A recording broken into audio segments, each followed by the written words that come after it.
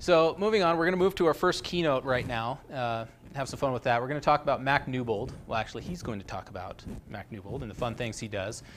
He's been a longtime UPHPU member in the area. You always find him on IRC, always willing to discuss things like business development or the latest PHP stuff, different kinds of coding. He's a very interesting guy to talk to, and as co-founder of Code Green, he's here to talk a little bit more about what open source tools have done for him, his company, and enabled for him. So if you please welcome Mac Newbold.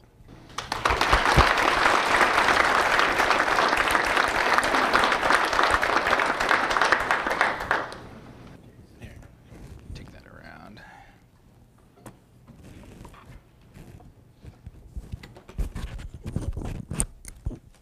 Here's your recording microphone and recording mic. That's the phones up here.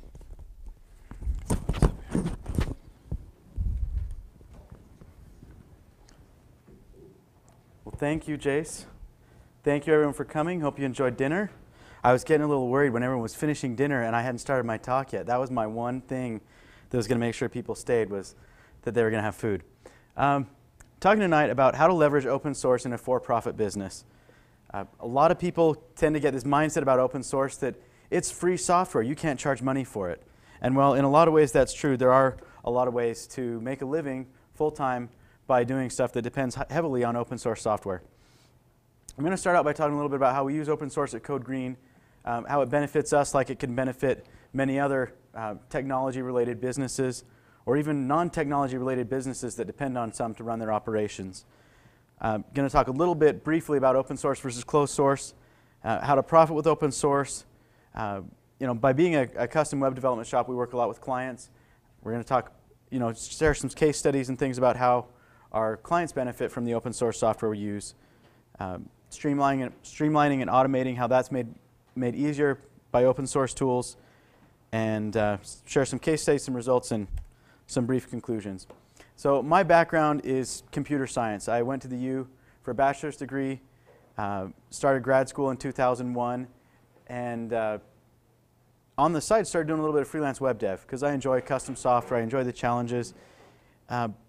After a couple of years, that went from being something I could easily fit in part-time to something that needed to be full-time, or I needed to stop doing it altogether. So about the time I finished up my thesis, we went full-time with that, got involved in UPHPU as soon as I found out about it. Officially, the company was formed in 2005 with 2 developers. We continued to grow. We then hit 4 developers.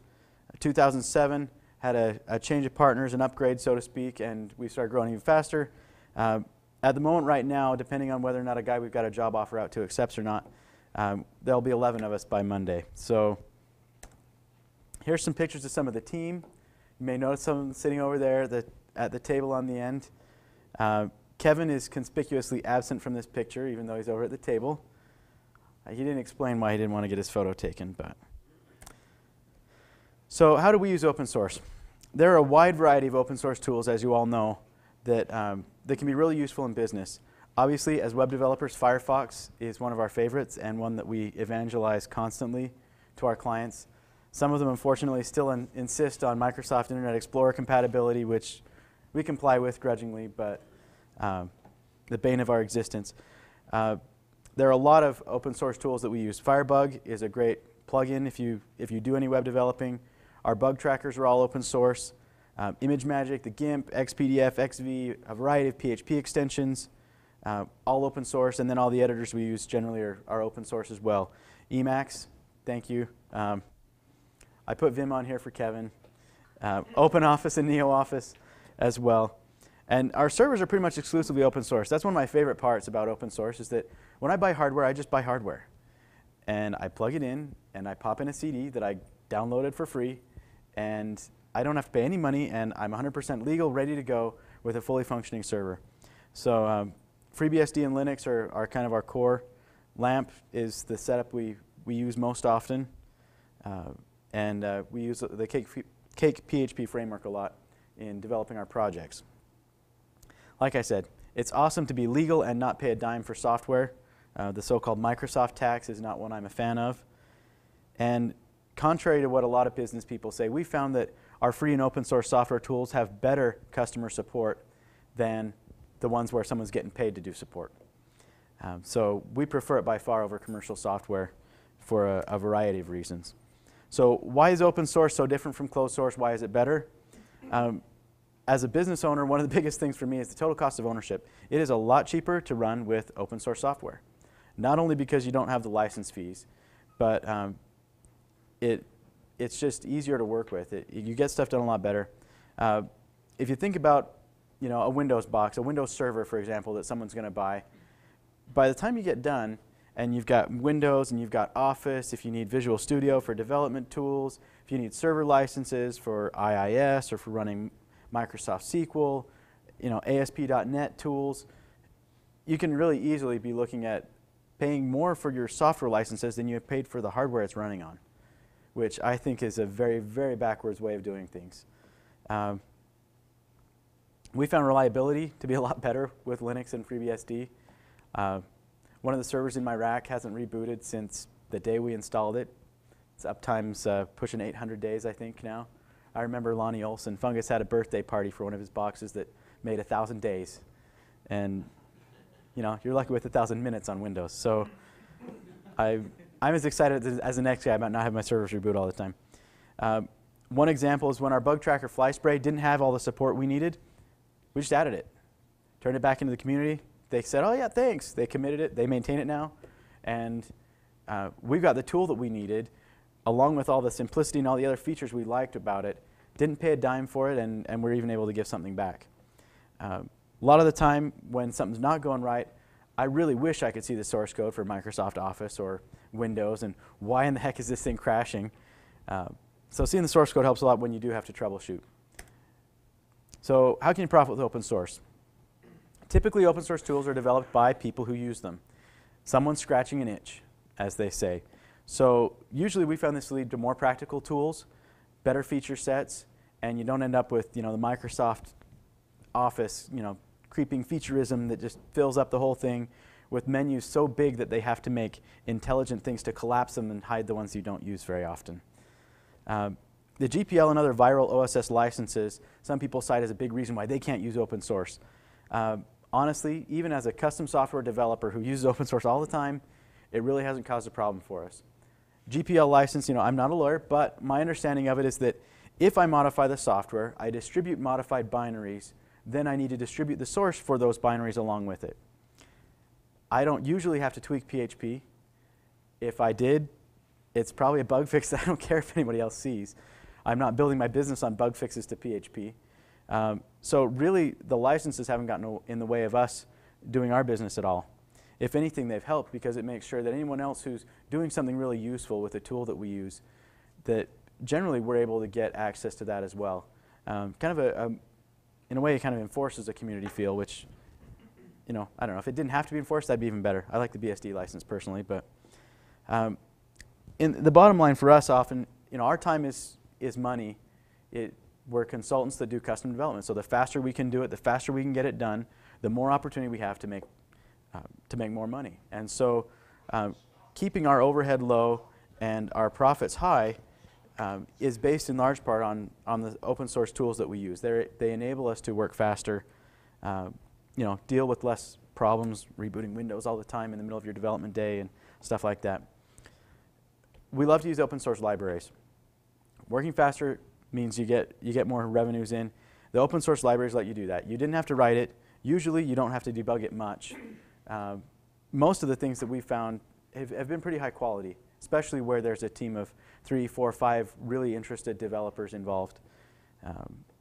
You also get a lot of flexibility. It makes the easy stuff easy for you so that you can focus on the stuff that really is something new and interesting about the project you're working on. So I'm going to talk next about some experiences we've had with some clients. The companies we work with are across the board. There's not one particular industry we deal with or any particular kind of problem that we solve. Of course, there's one on there that I can't talk to you about, so that's the top secret one on the bottom. But how do our clients benefit from open source software? Some of them, admittedly, before we came along, were probably Microsoft shops almost exclusively. Some of them did have a few Macs, which is closer, kind of. But why are we able to sell them on using open source software? The first thing they want to think is, wait, but doesn't that mean everyone can get access to the code for my website? Not necessarily. So for them, because it costs less and is more reliable, they take less risk in their initial investment. They have less downtime, and that means they can do more business with their website. Again, they find it more flexible and customizable. Because a perfect fit is rare, we now have options when we need to go in and adjust something to do something different that they need. And we found open source software to have a lot more interoperability than the corresponding closed source applications. APIs are par for the course with open source. People want you to be able to work with their software, whereas in closed source systems, often they'll do everything they can to try and keep you out of it, which really kind of cripples what their software can do for you. One of the big things we've done with open source that's really provided a great benefit for our clients is the streamlining and automation that we talked to them about. With open source, you can make custom software solutions by building on an established platform that doesn't cost you any extra money, and it makes things possible that before were too expensive. So usually without open source, you get a low return on investment. Open source is able to turn that around. Especially web-based software tends to be a lot more interoperable and well-connected. Because you're already on the internet, it's really easy to go use a Google Maps service, talk to a Mozy API, to be an online reseller, whatever it might be. Particularly in a recession, we found a lot of companies not just wanting to get leaner, but they have to get leaner if they're going to survive. And by automating things, they can become more efficient. Our main pitch in this regard is, why pay a person to do something that a computer can do faster, better, and cheaper? Open source software makes that possible. So the savings tend to compound really rapidly for these companies. That they tend to reinvest those savings in future improvements, and they can just keep going and going and going. The first month you save $500, great. The next month you put that $500 into something else, and before you know it, you're saving a lot of money. I'll talk a little bit more about that in some of the case studies. Another advantage is you save a lot of time and effort in finding people to hire and training them to do a job. When the computer can do it, you can have 1 or 2 people that are supervising the computer doing its work, rather than 1 or 2 or 5 or 6 people supervising a team of tens or hundreds sometimes to get the same job done. And you can put the people where they can best be used. Once someone's experienced in your organization, they can be a great tool. Having them tied up with busy work doesn't do much good for anyone. So first case study, dynamic images. Company A has products with 3 to 5 layers, and each layer has 20 to 60 options. As they stack these layers together, there's millions of combinations possible. Most of them they've never actually constructed. They know they can, but they've never actually been asked to build it, and so there's all these combinations that no one's ever really seen. So how do you get photographs of those non-existent products on the website? One solution we provided them with was use the GIMP to put alpha channels in PNG images that reflect the translucency of the different layers. And then on the web server, you can use ImageMagick or GD, both of which are readily compatible with PHP, to combine the images into the proper layering. And the PHP logic allows them to be dynamic, cacheable, and can generate the images on the fly and display them. So now they've got a solution where the only other alternative for getting those photographs was probably making samples of all those and taking pictures of them. They weren't looking forward to that, needless to say. Another common one is an ordering system. Company B takes orders online. The old way, the order was emailed to the call center, who would then manually enter it in for fulfillment, just like they did with all their phone orders. The new way is the website integrates directly with the fulfillment system. The result is that it got faster, cheaper, and now has fewer errors. And they actually, from their call center, saved 2 full-time salaries. Given the cost of this improvement, they had about a 500% return on their investment in the first year alone. So when you can save 5 times as much as you spend, CEOs turn their heads and they start to pay attention to open source. Another case study, manufacturing line. Company C has a manufacturing line to produce all their custom ordered products. Sales reps worldwide generate quotes all the time for new orders for their customers. How do you streamline ordering and fulfillment when there's all these different projects going on all around the world? Well, their manufacturing plant runs on an ERP system. It's a closed source product, but it happens to be based on Microsoft SQL. We know how to talk to Microsoft SQL with PHP, so with a secure tunnel and the right extension, you can now read and insert data directly into this database.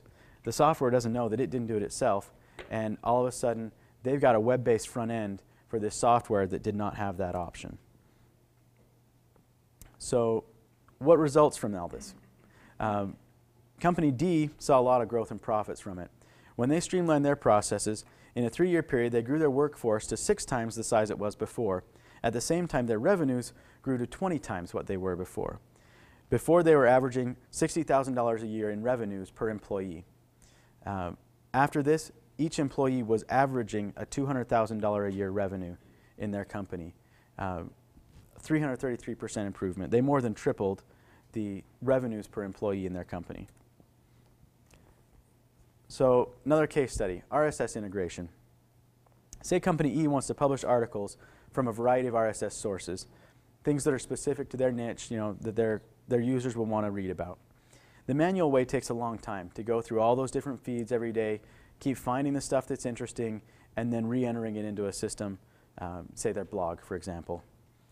With a little bit of PHP, it becomes feasible all of a sudden. A PHP script can download the RSS, feed it into a database, then run some filters over it, automatically whitelist things that they've already pre-approved about certain topics or from certain sources, and then humans can go over it and add in the rest, look at the things that couldn't be automatically categorized, and then all these things get integrated together without any data re-entry. So another case study that particularly affects us, web development and hosting choices. Company F was considering a WIMP or WIMA stack with Windows, IIS, Microsoft SQL, and either PHP or ASP.NET. In the times that we have had to work on a Windows platform, we found, depending on whether or not they use Apache, 10 to 25% more time involved to get things to work right than with open source. Of course, there's license fees for every part of the stack all along the way, license fees for all the development tools, and to top it off, they even throw in more downtime. Not a feature I look forward to. In conclusion, from start to finish, we've found free and open source software just makes more sense. It gets it done better, gets it done faster, gets it done more reliably, and all of that leads to lower costs and more profits. Doesn't matter what business you're in, doesn't matter who you're working for. This is something that just about every business is after. Even nonprofits like to do this kind of thing because they end up getting to put more money toward their cause rather than their overhead. They call the profit the bottom line for a good reason. And so to me, open source is about profit. So thank you for being here. I don't know if I'm supposed to take questions or not, but thank you very much.